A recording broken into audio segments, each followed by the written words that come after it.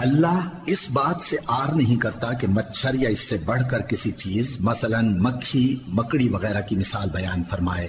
اب جو مومن ہیں وہ یقین کرتے ہیں کہ وہ ان کے پروردگار کی طرف سے سچ ہے، اور جو کافر ہیں وہ کہتے ہیں کہ اس مثال سے اللہ کی مراد ہی کیا ہے۔ اس سے اللہ بہتوں کو گمراہ کرتا ہے اور بہتوں کو ہدایت بخشتا ہے، اور گمراہ بھی کرتا ہے تو نافرمانوں ہی کو، جو اللہ کے اقرار کو مضبوط کرنے کے بعد توڑ دیتے ہیں، اور جس چیز یعنی رشتہ قرابت کے جوڑے رکھنے کا اللہ نے حکم دیا ہے اس کو قطع کیے ڈالتے ہیں اور زمین میں خرابی کرتے ہیں۔ یہی لوگ نقصان اٹھانے والے ہیں۔ کافرو، تم اللہ سے کیوں کر منکر ہو سکتے ہو؟ جس حال میں کہ تم بے جان تھے تو اس نے تم کو جان بخشی، پھر وہی تم کو مارتا ہے، پھر وہی تم کو زندہ کرے گا، پھر تم اسی کی طرف لوٹائے جاؤ گے۔ وہی تو ہے جس نے سب چیزیں جو زمین میں ہیں تمہارے لیے پیدا کی، پھر آسمانوں کی طرف متوجہ ہوا تو ان کو ٹھیک ٹھیک 7 آسمان بنا دیا، اور وہ ہر چیز سے خبردار ہے۔ اور وہ وقت یاد کرنے کے قابل ہے جب تمہارے پروردگار نے فرشتوں سے فرمایا کہ میں زمین میں اپنا نائب بنانے والا ہوں۔ انہوں نے کہا، کیا تو اس میں ایسے شخص کو نائب بنانا چاہتا ہے جو خرابیاں کرے اور کچھ تو خون کرتا پھرے؟ اور ہم تیری تعریف کے ساتھ تسبیح و تقدیس کرتے رہتے ہیں۔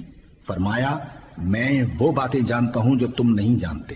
اور اس نے آدم کو سب چیزوں کے نام سکھائے، پھر ان کو فرشتوں کے سامنے کیا اور فرمایا کہ اگر سچے ہو تو مجھے ان کے نام بتاؤ۔ انہوں نے کہا، تو پاک ہے، جتنا علم تو نے ہمیں بخشا ہے اس کے سوا ہمیں کچھ معلوم نہیں، بے شک تو دانا ہے، حکمت والا ہے۔ تب اللہ نے آدم کو حکم دیا کہ آدم، تم ان کو ان چیزوں کے نام بتاؤ۔ سو جب انہوں نے ان کو ان کے نام بتائے تو فرشتوں سے فرمایا، کیا میں نے تم سے نہیں کہا تھا کہ میں آسمانوں اور زمین کی سب پوشیدہ باتیں جانتا ہوں، اور جو تم ظاہر کرتے ہو اور جو پوشیدہ کرتے ہو سب مجھ کو معلوم ہے۔ اور جب ہم نے فرشتوں کو حکم دیا کہ آدم کے آگے سجدہ کرو تو وہ سب سجدے میں گر پڑے مگر شیطان نے انکار کیا اور غرور میں آ کر کافر بن گیا۔ اور ہم نے کہا کہ اے آدم، تم اور تمہاری بیوی بہشت میں رہو اور جہاں سے چاہو بے روک ٹوک کھاؤ پیو، لیکن اس درخت کے پاس نہ جانا، نہیں تو ظالموں میں ہو جاؤ گے۔ پھر شیطان نے دونوں کو اس درخت کے بارے میں پھسلا دیا اور جس عیش و نشاط میں تھے اس سے ان کو نکلوا دیا۔ تب ہم نے حکم دیا کہ بہشت بری سے چلے جاؤ، تم ایک دوسرے کے دشمن ہو، اور تمہارے لیے زمین میں ایک وقت تک ٹھکانہ اور معاش مقرر کر دیا گیا ہے۔ پھر آدم نے اپنے پروردگار سے کچھ کلمات سیکھے اور معافی مانگی تو اس نے ان کا قصور معاف کر دیا۔ بے شک وہ معاف کرنے والا ہے، بڑا مہربان ہے۔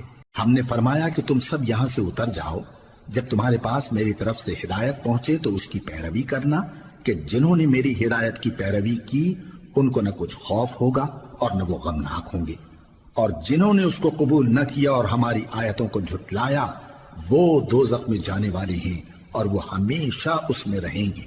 اے آل یعقوب، میرے وہ احسان یاد کرو جو میں نے تم پر کیے تھے، اور اس اقرار کو پورا کرو جو تم نے مجھ سے کیا تھا۔ میں اس اقرار کو پورا کروں گا جو میں نے تم سے کیا تھا، اور مجھی سے ڈرتے رہو۔ اور جو کتاب میں نے اپنے رسول محمد صلی اللہ علیہ وآلہ وسلم پر نازل کی ہے، جو تمہاری کتاب یعنی تورات کو سچا کہتی ہے، اس پر ایمان لاؤ اور اس سے منکر اول نہ بنو، اور میری آیتوں میں تحریف کر کے ان کے بدلے تھوڑی سی قیمت یعنی دنیاوی منفعت نہ حاصل کرو، اور مجھی سے خوف رکھو، اور حق کو باطل کے ساتھ نہ ملاؤ، اور سچی بات کو جان بوجھ کر نہ چھپاؤ، اور نماز پڑھا کرو اور زکوٰۃ دیا کرو، اور اللہ کے آگے جھکنے والوں کے ساتھ جھکا کرو۔ یہ کیا عقل کی بات ہے کہ تم لوگوں کو نیکی کرنے کو کہتے ہو اور اپنے تئیں فراموش کیے دیتے ہو، حالانکہ تم اللہ کی کتاب بھی پڑھتے ہو؟ کیا تم سمجھتے نہیں؟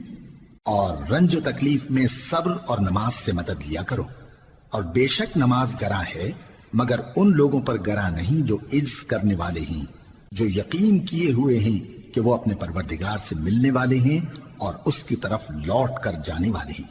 اے یعقوب کی اولاد، میرے وہ احسان یاد کرو جو میں نے تم پر کیے تھے، اور یہ کہ میں نے تم کو جہان کے لوگوں پر فضیلت بخشی تھی۔